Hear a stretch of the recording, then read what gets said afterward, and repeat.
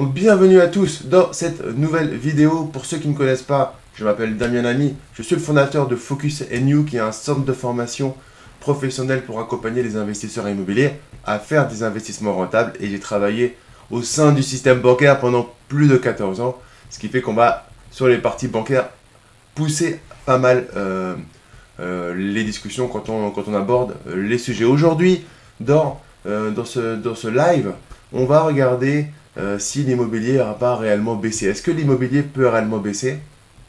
Est-ce qu'aujourd'hui on a les informations et les paramètres et on les maîtrise pour savoir si réellement l'immobilier va baisser? Donc je vais donner en tout cas mon humble avis par rapport à ça. Et surtout je vais donner les paramètres qui peuvent articuler une hausse ou une baisse de l'immobilier. Et est-ce qu'on maîtrise aujourd'hui ces paramètres ou pas? Avant ça, quelques petits sujets d'actualité. J'ai parlé dans un live précédent du fait que les Français, mais pas que les Français, on a pu voir aux États-Unis, on a pu voir dans plein d'endroits, il y avait un manque de discipline énorme par rapport au confinement, au plan de confinement et aux consignes de confinement. Et par rapport à ça, je vais vous donner des chiffres. Pratiquement 70 000 décès dans le monde. En France. Et là, c'est ça qui est un peu embêtant, c'est quand même en 24 heures, on voit que ça augmente quand même en 24 heures. C'est-à-dire qu'en fait, il y avait eu à un moment une diminution. Je pense que du coup, le gouvernement a été, pour une fois, malheureusement, cette crise, on ne peut pas leur reprocher de ne pas communiquer, mais limite, ils communiquent trop et ils disent trop la vérité, ce qui fait qu'il y a eu une baisse par rapport à ça de la vigilance, ce qui fait que c'est remonté. Il y a une flèche qui est remontée. Alors pourquoi on fait ça? On n'est pas là pour faire un bulletin d'actualité sanitaire, mais c'est un impact direct sur ce qu'on va voir après. En fait, c'est un impact direct, c'est-à-dire que la manière dont on va gérer cette crise et cette sortie de crise et comment on voit ces chiffres, est-ce qu'on est arrivé au pic ou pas au pic, tout ça, c'est ça qui va nous amener derrière à savoir comment on va sortir et par rapport à comment on va sortir de la crise, quel est pour nous l'impact économique réel au niveau des marchés financiers, au niveau de l'immobilier, au niveau de notre travail, au niveau des sociétés, des faillites, du taux de chômage, etc. Donc, on va passer sur un deuxième site que j'ai trouvé pas mal par rapport à ça. Donc là, sur ce site-là, les amis, on voit qu'il y a eu une augmentation donc c'est le ratio d'un jour à l'autre. Donc on a une augmentation. Allez, je vous encourage, mes amis, sur Instagram également. Allez, si vous pouvez, sur Facebook. Sinon, c'est pas grave, je vous commente. Mais sur Facebook, je vous montre en même temps les différents documents. Donc c'est pas grave. De toute façon, la vidéo, elle est diffusée quelques jours plus tard sur YouTube, sur ma chaîne YouTube. Donc je vous encourage, de toute façon, à aller vous abonner à la chaîne YouTube. Pour ceux qui regardent la vidéo, vous abonnez, vous cliquez sur la cloche. Vous recevez tout ça, mais d'une manière ou d'une autre, il n'y a jamais de perdition pour les membres de la communauté. Mais là, on va regarder quand même ces chiffres qui sont importants. Au 6 avril, le nombre de cas recensés, regardez, ça c'est ça qui m'embête et que je voulais vous montrer. C'est le nombre de cas recensés en France repart lui aussi à la hausse, comme le nombre d'hospitalisations. La donnée encourageante toutefois, c'est le rythme des hospitalisations en réanimation qui semble poursuivre son ralentissement. Donc, en gros, sans aller complètement dans les chiffres, même si on voit que les chiffres ont une augmentation quand on fait la différence entre 2 jours, ça veut dire qu'on est sur des chiffres qui réaugmentent, qui augmentent à nouveau. Et ce qui veut dire, par rapport à ça, ce qui est embêtant, les amis, c'est que cela, salut Ludovic, cela voudrait dire en fait que le manque, la discipline amène une baisse des chiffres, au moins une stagnation. Stagnation dans le sens où ça ne veut pas dire qu'on a la progression se calme. Par contre, dès le moment où on n'est pas discipliné, ça remonte. Ça veut dire que clairement on a une non-maîtrise sanitaire du traitement. Enfin, on n'a pas de traitement, on n'a pas de vaccin, et du coup la seule chose qu'on a, entre guillemets, voilà, pour être clair, c'est le confinement qui permet de se protéger d'une certaine manière. Et on voit que dès le moment où ça a été relâché, on a quelque chose qui retombe moins violemment par rapport aux réanimations, même si peut-être que, je suis pas médecin, mais pour la partie réanimation, il y a peut-être 1, 2, 3 jours de latence à voir derrière. Mais du coup, on voit quand même que les chiffres sont pas si bons que ça. Et je pense que là-dessus, malheureusement, le gouvernement a dégainé un chouïa trop tôt. Nous, ce qui est important par rapport à ça, les amis, c'est tant que les chiffres vont continuer à augmenter, on va rester confiné. Et du coup, plus on va rester confiné, et plus on va avoir des dommages au niveau économique, au niveau des sociétés, au niveau de l'État, au niveau des banques. Et du coup, on va avoir potentiellement plus de faillites, plus de chômage. Pas que du chômage partiel, mais du chômage définitif. Hein, parce que le chômage partiel, c'est la première étape quand la société n'a pas encore fait faillite. Mais quand la société a fait faillite, c'est un chômage définitif.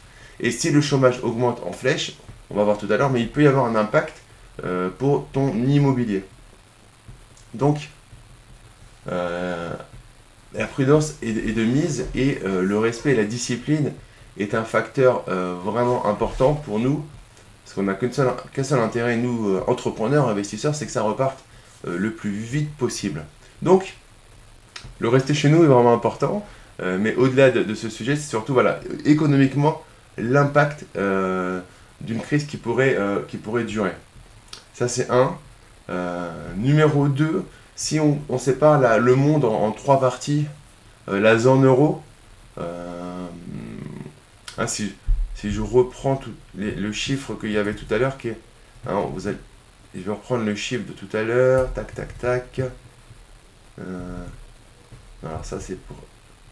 Vous voyez, tout à l'heure on a vu le nombre de décès, le nombre de coronavirus, pardon, dans le monde, les chiffres dans le monde, je les avais tout à l'heure. Voilà, dans le monde, on a décès, ça qui peut interpeller et comprendre pourquoi on va découper comme ça. Décès dans le monde, 68 976 décès, dont 47 741 en Europe. C'est-à-dire que depuis le 31 décembre, donc depuis le 31 décembre 2019, on a eu 48 000 décès environ en Europe sur 70 000 en tout. Donc le foyer principal, c'est l'Europe. Donc l'Europe, avec Italie, Espagne, France qui est pas mal quand même dans la tendance. Donc, si on suit les chiffres de la France et qu'on voit la progression en France, ça peut refléter la progression en Europe, même si on voit des choses encourageantes en Italie. On est en France assez significatif.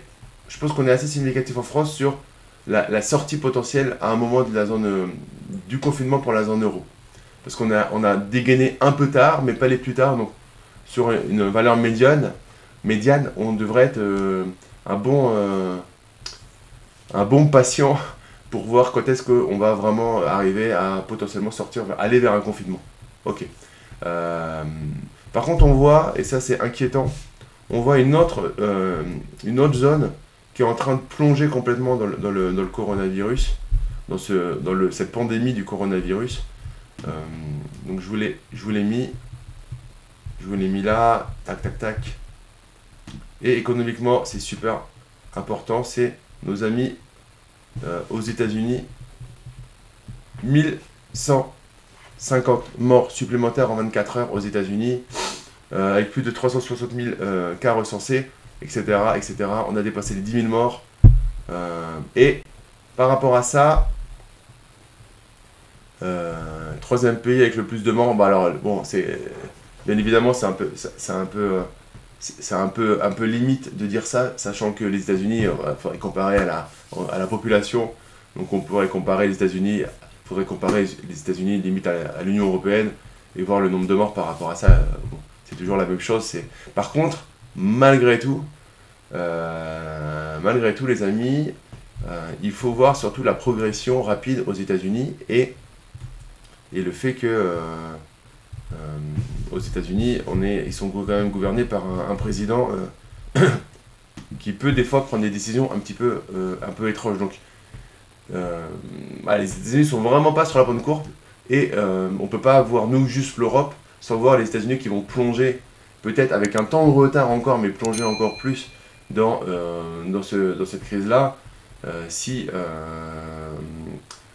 n'y a pas des décisions sanitaires globales au pays qui sont pris, et pas par État, par exemple, avec un État qui le fait, un État qui le fait pas, et on voit à New York la dégringolade du nombre de morts. Donc, ça c'est important pour dire, voilà, le monde, on va le découper en États-Unis, Europe et Chine, par rapport aussi au niveau économique à la reprise économique. Donc on voit la Chine, c'est plutôt encourageant, même si on ne sait pas réellement les chiffres, etc. Mais ça reste plutôt encourageant, ça c'est un, et c'est plutôt quelque chose de cool, on va dire. Deux, on voit l'Europe, d'une certaine manière, qui s'est disciplinée et qui lutte avec ferveur et qui, tant bien que mal, voit des résultats, des moments où la discipline est de mise. Et on voit les États-Unis où c'est plutôt une courbe non maîtrisée, exponentielle potentiellement, mais non maîtrisée surtout, et avec un gouvernement qui potentiellement là pourrait bien faire peur à ceux qui s'y frotteraient. Donc, ça va être compliqué quand on voit ça, parce que c'est à partir de ces trois bases-là qu'on est capable de se dire si comment nous on va sortir de la crise à notre niveau, au niveau des placements financiers, des marchés financiers, des actions, au niveau des prix immobiliers, au niveau des banques, etc., etc. Donc, on va reprendre, c'est important à chaque fois de reprendre cet angle-là, de d'où ça vient, comment ça évolue, pour savoir comment ça peut sortir. Et par rapport à ça, il y a un point qui pour moi aussi est très important. Alors, j'ai pas la réponse, mais en tout cas, c'est un point qu'il faut qu'on suive dans cette émission. C'est la sortie du confinement. Parce que les stratégies de sortie de confinement et du coup la durée potentielle de sortie de confinement va avoir un impact sur l'immobilier, va avoir un impact, on va le voir plus tard, sur des décrets qui sont sortis. Et il est vraiment primordial d'avoir un plan précis de la sortie de confinement. Je discutais hier, j'échangeais avec des personnes qui ont des commerces physiques, comme mon ami Philippe Béja qui a des commerces d'activités d'aquagym, de spa. Et voilà, pour eux, la projection n'est pas du tout la même selon un confinement à partir par exemple du 15 mai avec des parties de population qui seraient dépistées, etc. Ou alors un déconfinement total à mi-septembre. En gros, là-dedans, il y a deux points importants. Le premier, c'est ces commerces, quand est-ce qu'ils peuvent commencer à reprendre. Et ces commerces qui ramènent de la proximité, ça c'est un. Commerce, association, club, enfin voilà, il y a toute l'activité, on va dire.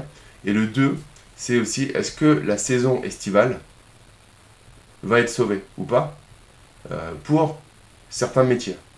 C'est-à-dire qu'il y a certains métiers qui font une grande partie de leur chiffre d'affaires sur la saison estivale. Et du coup, si la saison estivale n'est pas là, pour refaire un chiffre d'affaires, ils vont devoir attendre pratiquement un an parce qu'il y a réellement c'est pour certaines, et vous l'aurez bien compris, pour certaines professions, pour certains secteurs, c'est les 3 mois de saison estivale, c'est 70%, voire des fois plus, de leur chiffre d'affaires global. Donc, c'est pas 3 mois qu'ils perdent, c'est en fait, ils reperdent une année.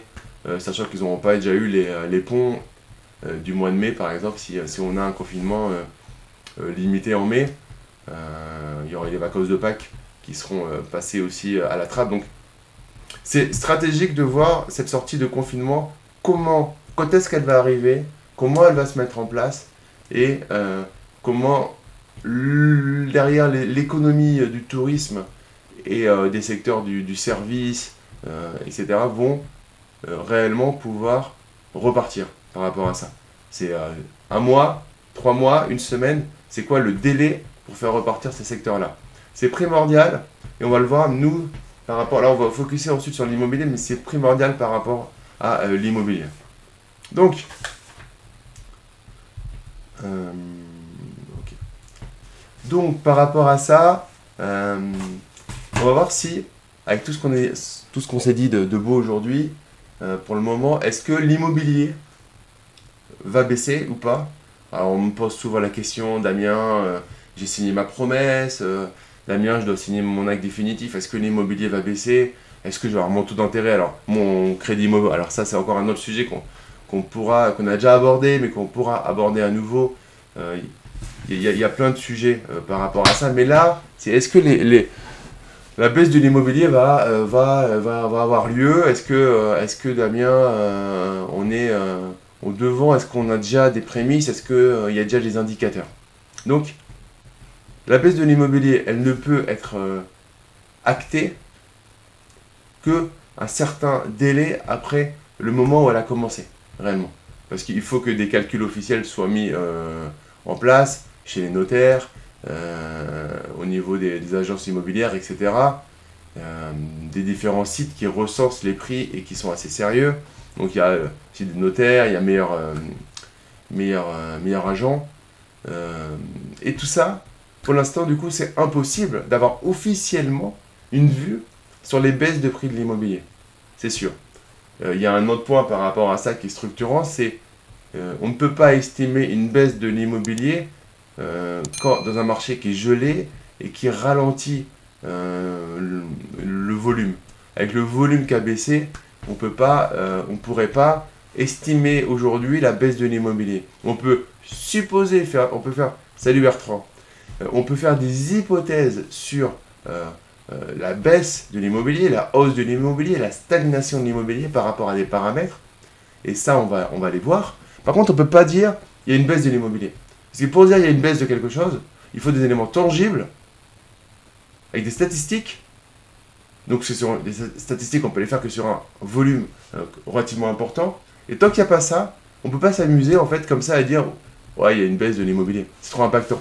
Et j'entends pas mal, on voit passer des choses avec baisse de l'immobilier. Non, on projette, on visualise une baisse de l'immobilier. On pense qu'une baisse de l'immobilier est envisageable. Potentiellement souhaitable. Hein, donc il n'y a pas de crise par rapport à ça à se faire si tu as du patrimoine, tu n'as pas de patrimoine. Il y a des opportunités dans toute situation. Là, c'est pas ce qu'on va voir. On va voir, est-ce que j'ai une baisse aujourd'hui? Donc la baisse aujourd'hui, non. On peut pas la voir. On n'a pas le recul encore nécessaire. Ça, c'est la première évidence. La deuxième chose, et pour rappeler le contexte global, on est aujourd'hui dans une crise sanitaire. On n'est pas encore dans une crise financière ou dans une crise immobilière. On va peut-être y arriver. Il y a des chances qu'on y arrive, mais on n'y est pas. C'est-à-dire que, et on va voir jeudi avec le trader qui est invité au live, qu'on n'est même pas au début d'une crise financière si elle doit arriver. Et elle risque d'arriver. Et je vais expliquer pourquoi. Le premier point qu'on va voir dans la suite là, c'est un décret qui est sorti, qui est intéressant, que j'ai commencé à faire circuler autour dans la communauté. Donc je vais vous le partager. C'est voilà, c'est le décret. Alors c'est pas très sexy, c'est l'ordonnance 2020 306 du 25 mars relative à la prorogation des délais échus pendant la période d'urgence sanitaire et à l'adaptation des procédures pendant cette période.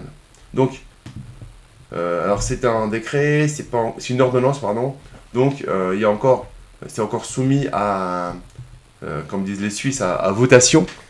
Mais bon, ça devrait passer quand même, d'une certaine manière. Donc, il y a un article qui nous intéresse.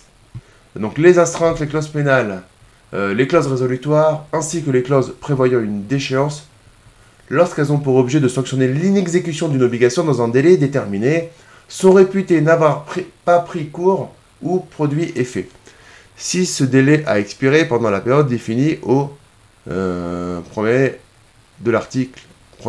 alinéa de l'article 1er. Ces astreintes prennent cours et ces clauses produisent leurs effets à compter de l'expiration d'un délai d'un mois. Donc ces astreintes prennent cours et ces clauses produisent leurs effets à compter de l'expiration d'un délai d'un mois après la fin de cette période, si le débiteur n'a pas exécuté son obligation avant ce terme. Le cours des astreintes et l'application des clauses pénales qui ont pris effet avant le 12 mars sont suspendus pendant la période définie. Donc, en gros, qu'est-ce que ça dit ça? Ça veut dire que, dans notre cas, on va parler par rapport aux promesses de vente. Si tu as signé ta promesse de vente et que il y avait un délai déterminé, et en fait, ce qu'on va faire, c'est qu'on va refaire courir un délai, ton délai, un mois après la période de confinement. C'est-à-dire que le délai il va repartir, si tu es dans le cas, tu es éligible dans ce cas-là, donc bien à vérifier, mais si tu es éligible dans ce cas-là, la période de confinement finit le 15 mai, ton délai va partir à partir du 15 juin. Alors, attention, entre là et le moment où ça va sortir, ça va vraiment être voté, il peut y avoir des changements par rapport au 12 mars, par rapport à la prise d'effet. Hein. Ça peut être important qu'il peut y avoir des changements par rapport à cette date-là, par rapport à la date réelle à laquelle, pour eux, l'impact du confinement, je pense, a commencé. Et l'impact des annonces. Donc ça pourrait... il pourrait y avoir un impact là-dessus. Et sur le mois, ce qui va se passer, les amis, c'est que, en fait, je pense que il va bouger cet article par rapport au fait qu'on ne sait pas comment on va se faire déconfiner. Donc, c'est quoi la date qui va être prise en compte à compter de l'expiration d'un délai d'un mois après la fin de cette période. Mais le délai d'un mois, la galère pour les notaires, parce que du coup, si on fait un déconfinement, je sais pas si ça se dit, mais progressif, et avec un dépistage, mais que t'es dépisté, enfin, t'es testé et en fait t'as le corona, ou alors t'as quelqu'un qui l'a, du coup, tu décales. Ok? Du coup, tu vas amener un document médical à ton notaire pour dire que tu décales, et du coup que ton délai qui court pour les 1 mois, il décale. Mais tu donnes un document qui est en fait un document que tu n'as pas le droit qui est secret médical. Donc je pense que selon les stratégies de déconfinement, il va falloir qu'ils travaillent un tout petit peu ça, parce que en France on est beaucoup quand même sur le droit des personnes, le droit la liberté d'information, les libertés de l'information, etc. Les données, on voit bien que juste avec une attestation qu'il faut donner, les gens se posent la question, est-ce que mes données vont être sauvegardées et compagnie. Donc on a pas mal ce genre de questions. Donc par rapport à ça, si on a un déconfinement par dépistage, etc., ça pourrait amener des questions, parce que du coup, sur quelle pièce le notaire sera éligible à demander pour pouvoir faire en sorte de caler la vraie date de déconfinement de la personne. Et du coup, comme c'est un achat pendant plusieurs, avec un vendeur, déjà un acquéreur, un vendeur, ça peut ramener les choses de manière assez complexe. Bon, l'objet de ça, c'est de te montrer qu'il y a des choses qui sortent par rapport à ça, et que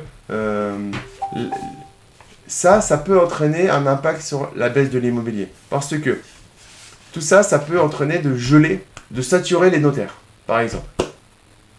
Quel document je dois demander, je décale, allô, machin, Alors déjà que les notaires, c'est quand même pas le milieu où ils sont les plus réactifs des fois. Donc là, on ramène encore de la complexité, là où on était sur une profession et sur un domaine relativement complexe. Ça, c'est numéro 1. Potentiellement, ça peut geler un peu ça peut geler le marché, ça peut remettre des biens sur le marché, donc ça peut augmenter l'offre sur le marché. Tu avais 10 biens dans une ville, tu en as 5 qui étaient vendus depuis 2 mois, qui allaient être signés, qui étaient en cours de signature pendant le confinement, ils sont remis sur le marché, tu as plus d'offres. Si tu as plus d'offres, potentiellement tu peux baisser les prix. Autre chose, la demande. Des gens qui vont vouloir, qui vont être éligibles pour investir dans l'immobilier, qui vont vouloir vraiment continuer à investir là. C'est pas que investir. Investir, acheter sa résidence principale, acheter un investissement locatif, pas comme on le fait, donc pas forcément de manière rentable, mais de manière pépère. Je rajoute 200 € par mois, mais c'est pas grave. Et c'est ok d'ailleurs, hein, si on peut faire comme ça. C'est une façon de faire. Tous les gens qui veulent investir, qui veulent acheter de l'immobilier, pas investir, mais acheter de l'immobilier, s'il y a moins de personnes qui ont envie d'acheter de l'immobilier, potentiellement, les prix vont baisser. Donc on pourrait se trouver en fait avec ce double impact, avec une offre qui va augmenter, une demande qui va baisser, et du coup des prix qui peuvent baisser.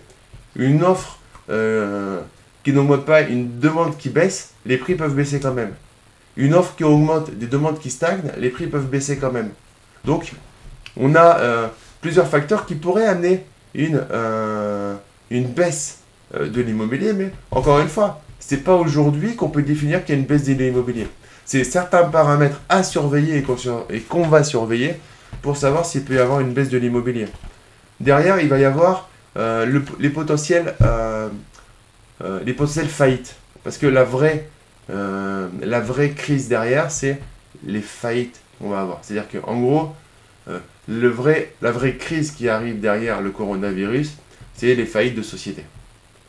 Hein, l'État ne pourra pas rattraper toutes les sociétés. Donc il va y avoir des faillites. Les faillites vont entraîner du vrai chômage, pas du chômage partiel, mais du vrai chômage. Cela va augmenter la courbe de chômage et par effet, une société qui connaît des courbes de chômage qui augmentent de manière drastique peut entraîner un impact sur l'immobilier, il n'y a pas un impact direct, mais vous avez bien compris que des gens qui étaient prêts à acheter leur résidence principale, qui étaient prêts à faire un investissement immobilier, ils se retrouvent au chômage, ça peut les refroidir au moins temporairement pour aller acheter de l'immobilier. Du coup, ils seront des unités d'œuvre en moins dans les demandeurs. Ok, donc il va rester le même nombre d'offres pour des demandeurs en moins, ce qui fait que, comme on l'a vu tout à l'heure, ça peut baisser l'immobilier. Donc il va falloir suivre de manière très très serrée les faillites de sociétés et derrière, même pas le chômage que ça implique, parce que faillite de société va impliquer du chômage. Une autre chose, au niveau bancaire, on voit que les gens on peut demander 6 mois de différé. Je ne vous encourage pas, je sais que je suis l'un des seuls à le faire, je ne vous encourage pas à demander 6 mois de différé si vous êtes capable de payer. Si vos locataires, là on est arrivé, vous savez, si vos locataires se servent de ça, ont une réelle difficulté ou se servent de ça pour ne pas vous payer. Si tout se passe bien, continuez à payer et ne demandez pas de différé. S'il vous plaît, tous les formateurs, tous les youtubeurs qui parlent de différé, s'il vous plaît, si vous pouvez faire passer le message à tout cela, s'il vous plaît, arrêtez de dire à tout le monde de demander à leur banque d'appliquer le différé. Ok, s'il vous plaît. C'est travailler du court terme et c'est pas avoir une vision moyen terme, voire long terme de l'économie française, du système français. C'est doit être là pour sauver les gens qui en ont réellement besoin, s'il vous plaît. C'est quelqu'un qui a travaillé dans le système bancaire pendant sûrement plus de temps que ce que vous avez pu y passer pour signer vos prêts immobiliers ou négocier des ouvertures de compte. Je vous le dis vraiment d'une manière très amicale, arrêtez de donner ce discours qui est juste débile, quoi. C'est un discours qui n'a ni queue ni tête. Je suis désolé, je veux bien entrer au débat avec qui le souhaite sur le sujet, mais arrêtez de préconiser quelque chose que vous ne maîtrisez pas. Préconisez tout ce que vous maîtrisez, vous êtes bon dans 10 000 domaines, mais pas celui-là. Donc, par rapport à ça, si vous êtes en réelle difficulté, demandez un différé, sinon, s'il vous plaît, évitez de le demander parce que les impacts derrière, vous allez vous les reprendre dans les dents quelques mois plus tard. Et on va voir du coup, malgré tout, des défauts potentiellement de paiement. Soit par rapport à des banques qui ne vont pas accepter de faire des différés, soit parce que même avec le différé, tu n'y arrives pas, ou que le différé est donné sur une période et que tu vas te manger pendant plus de temps. Donc là, on est sur une période, hein, ce que je dis, c'est pas aujourd'hui qu'on va voir ça. Ce sont des paramètres à regarder pour pouvoir voir si ça va baisser ou pas dans les mois qui arrivent. Dans les mois qui arrivent. Les mois, hein, on n'est pas dans les semaines, on n'est pas dans les jours. Les mois qui arrivent. On va voir s'il y a plus d'adjudication. Hein, un bien tu ne peux pas payer ton bien, la banque va faire une adjudication, va le proposer aux enchères. Donc si tu as plus de biens sur les votes aux enchères dans les mois qui arrivent, mais comptez au moins un minimum de 3 mois à 6 mois, pas tout de suite. Hein, la banque, elle ne va pas tout de suite te saisir ton bien et le mettre en vente. Hein. Elle va déjà te faire des courriers, il y a des délais incompressibles, pour ensuite potentiellement te convoquer ou pas, ça dépend, et ensuite te donner un certain temps pour solder, trouver une autre banque. Alors tu la trouveras sûrement pas, mais du coup elle va potentiellement te donner un autre temps pour trouver si tu as été correct pendant toute la relation avec elle. Donc, ce sont en tout cas des choses très très très importantes à surveiller, et le différé, je le répète, le différé n'est pas la solution, c'est une ressource supplémentaire en cas de gros soucis, en cas de soucis, mais ça ne doit pas être la chose sur laquelle puiser par opportunité. Pour moi, c'est vraiment pas comprendre les mécanismes globaux. Alors, ça ne fait pas vendre ce que je dis, mais c'est juste la stricte réalité.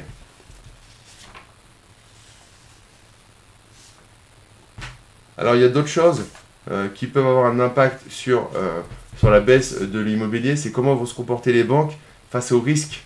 Là, ils ont un gros risque et parmi tous les risques qu'on peut voir, ils ont le risque sanitaire, il n'est pas forcément énormément provisionné et là, ils vont avoir un impact forcément par rapport à ce risque-là. Du coup, comment ils vont retravailler leur coefficient de risque et leur provision par rapport à ça sur les ratios et compagnie en fonds propres, et qu'est-ce que derrière ils vont pouvoir ils vont appliquer de manière drastique ou pas pour limiter les prêts immobiliers.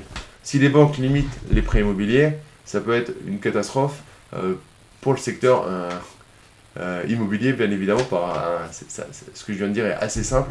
Pour autant, s'ils font ça, ils se tirent une balle dans le pied parce que ils ont également quand même besoin de ces emprunts immobiliers qui peuvent être intéressants pour eux dans certains cas, dans certains paramètres. Donc, malheureusement, ils se retrouvent bloqués par rapport au fait que si ils bloquent complètement